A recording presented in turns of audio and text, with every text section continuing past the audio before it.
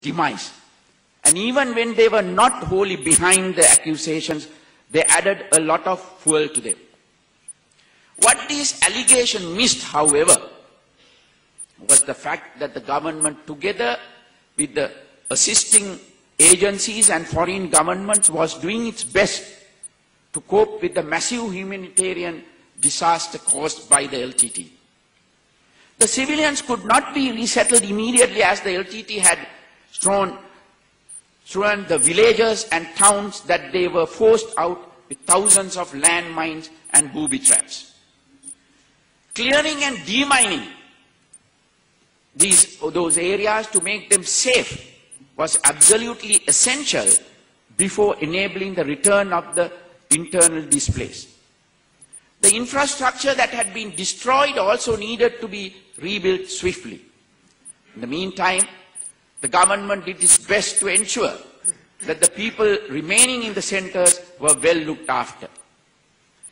By marshalling its resources, including the armed forces, very swiftly and with the help of the friendly nation that provided assistance, the demining process and the infrastructure development process were greatly expedited. And most of the work has already been carried out. I am happy to note that of all the internally displaced people, the government had to look after at welfare camps, nearly 215,000 were resettled within 1 year. In addition to the internally displaced civilians, more than 11,000 LTT cadres surrendered or were detained by the military during the course of its operations. These detainees have been processed and sorted according to their level of involvement in the LTT's activities.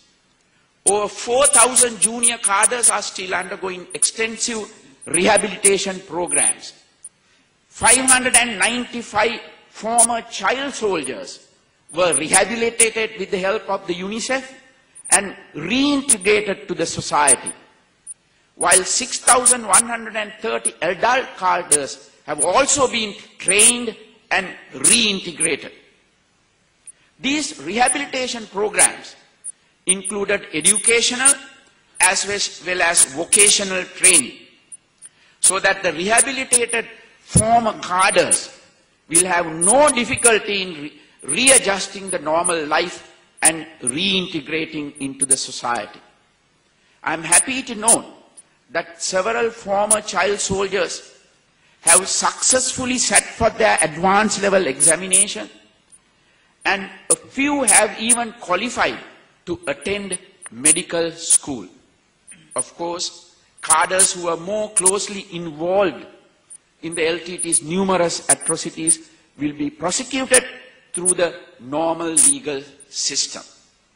In addition to the resettlement, rehabilitation, and redevelopment activities that were carried out in the aftermath of the conflict, the government has paid special attention to the restoration of normalcy through the revival of socio-political institutions in the cleared areas.